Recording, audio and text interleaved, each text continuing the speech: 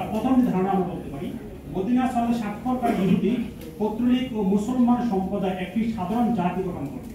অর্থাৎ যখন ওই আরবের মাঝে এত বেশি বিদ্বেষ, যুদ্ধ অবস্থা, প্রতিহিংসা, এত অরাজকতা চলছে, জাহেলিয়াত চলছে, সেই সময় রাসূল সাল্লাল্লাহু আলাইহি ওয়াসাল্লাম মদিনা সনদ প্রতিষ্ঠার ঘোষণা দিলেন। প্রথম ঘোষণা দিলেন যে এই যারা এই মদিনা স্বাক্ষর করবেন তারা যদি ইহুদি হয়, পৌত্তলিক হয় বা মুসলমান হয়, সকলে মিলে একটি সম্প্রদায় মিলে, সকল সম্প্রদায় মিলে একটি সাধারণ জাতি গঠন করা হবে।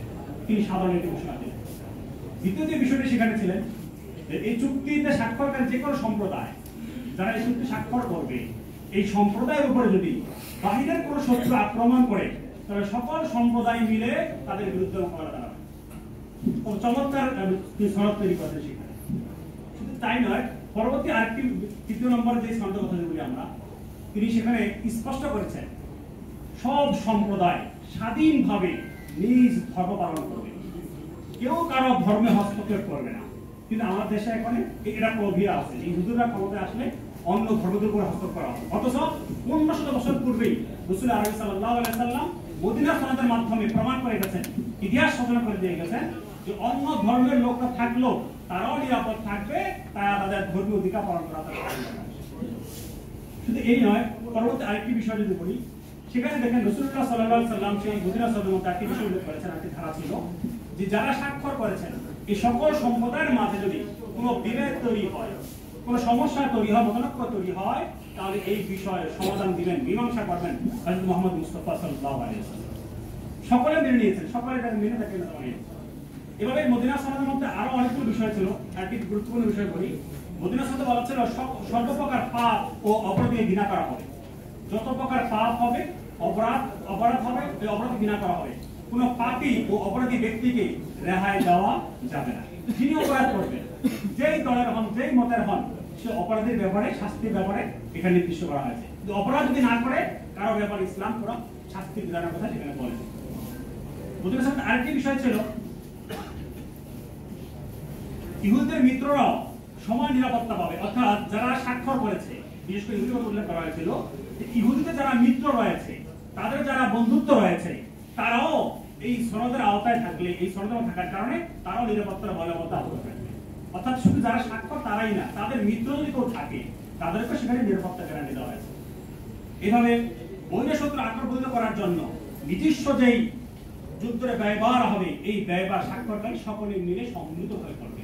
অর্থাৎ এই মৌলিকভাবে অনেকগুলো সনদ ছিল, ধারা ছিল, তার মধ্যে কয়েকটা ধারা উল্লেখ করলাম।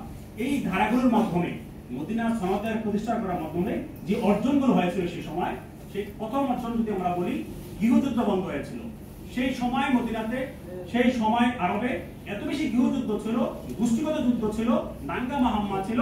এই সনদের মধ্য দিয়ে প্রথম যে সাধারণ অর্জন হয়েছে, সফলতা আসছে, সেটা হলো তাদের গৃহযুদ্ধ বন্ধ হয়ে গেছে। কোনো গৃহযুদ্ধ তারা পরিচালনা করেনি, সেটা থেকে তারা ফিরে এসেছিল। দ্বিতীয় বিষয় ছিল সমান অধিকার প্রতিষ্ঠিত হয়েছিল। ধর্ম, বর্ণ, বিনিয়োগ সকলের সমতা ফিরে এসেছিল, তাদের সাম্যতা ফিরে এসেছিল, তারা সমান অধিকার তারা প্রতিষ্ঠিত করেছিল। তৃতীয় যে বিষয়টিকে আমরা অর্জন বলতে পারি সেটা হলো এই সনদের মাধ্যমে নিরাপত্তার গ্যারান্টি নিশ্চিত করা হয়েছিল। অর্থাৎ যারা এর আওতায় চলে আসছিল সকলের নিরাপত্তার বিধান প্রদান করা হয়েছিল এবং সকলের নিরাপত্তার দায়িত্ব রাসূল সাল্লাল্লাহু আলাইহি ওয়াসাল্লাম নিয়েছিলেন। বৈষম্যের অবসান হয়েছিল অর্জনের মধ্যে আমরা বলি। যত রকমের বৈষম্য ছিল, তাদের প্রাকৃতিক সমস্যা, বিচার কাঠামোতে ছিল, ব্যক্তিগতভাবে হত্যা করতো, প্রতিশোধ দিত তারা। এক গোত্রের সাথে আরেক গোত্র হামলা হলে এক গোত্র আরেক গোত্র হত্যা করতে যে রুসুম ছিল, যে সিস্টেমটা ছিল, সেটা পরিবর্তন করে এই বিচারিক সিস্টেমটাকে তারা সর্বজনীন করে সেটাকে একটা বিচারিক সিস্টেমের মধ্যে নিয়ে আসছিল। এখানে যার কারণে ব্যক্তিগত গুণাগুণি রাখা থেকে তারা ফিরে আসতে হয়েছিল। আর এই মদিনার সনদ একটা সর্বজনীন সনদ হিসেবে স্বীকৃতি লাভ করেছিল। আপনারা জানেন বর্তমান যে আমাদের সংবিধান আছে, পৃথিবীর বিভিন্ন সংবিধান আছে, সংবিধান কতবার সংশোধন হয়েছে, তারপরও সেই সংবিধান নিয়ে হাজারো প্রশ্ন উঠে, হাজারো কথা উঠে। কিন্তু মদিনার সনদ 1500 বছর পূর্বে রাসূলুল্লাহ সাল্লাল্লাহু আলাইহি ওয়াসাল্লাম লিখে গেছেন, সেই সনদ নিয়ে আজ পর্যন্ত কেউ কোনো প্রশ্ন করতে পারেনি।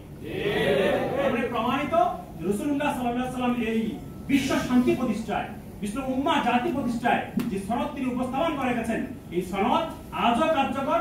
আজ যদি আমরা বাস্তবায়ন করি তাহলে আগামী বাংলাদেশ পাতে আমাদের এই মদিনা সনদের পথ দেখাতে পারবে।